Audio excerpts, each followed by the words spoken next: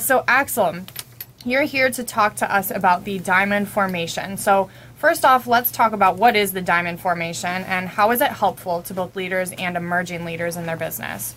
Yeah, thank you, Claire. Well, I call it diamond formation leadership, and it provides, in a sense, a bridge between what I kind of oftentimes call my first life in the military and what I've been doing the last 11 years.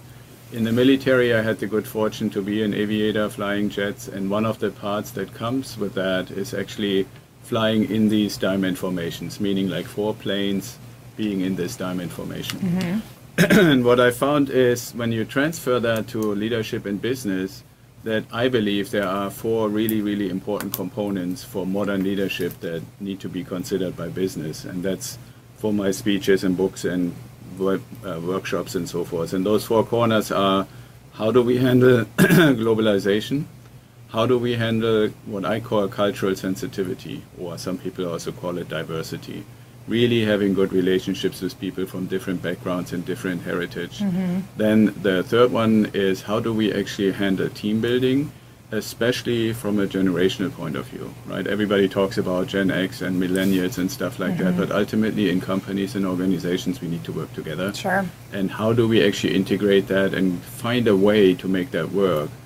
And then the last one, the 4th corner, is collaboration. I'm a big proponent of let's get away from constantly competing on everything and rather get into working together, even to the point where we say, okay, it doesn't even all have to be in the same organization.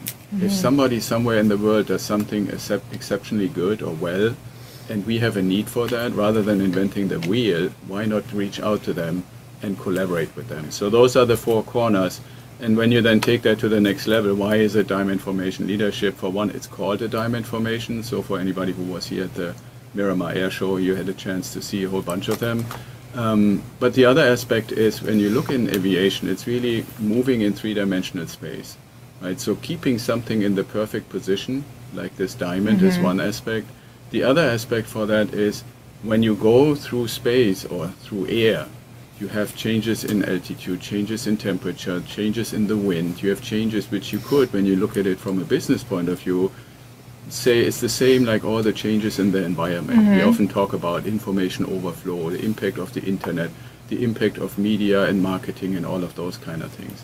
So when I look at those 4 corners of that diamond, the question really is, how can I learn to first get into a good position and balance those 4 corners?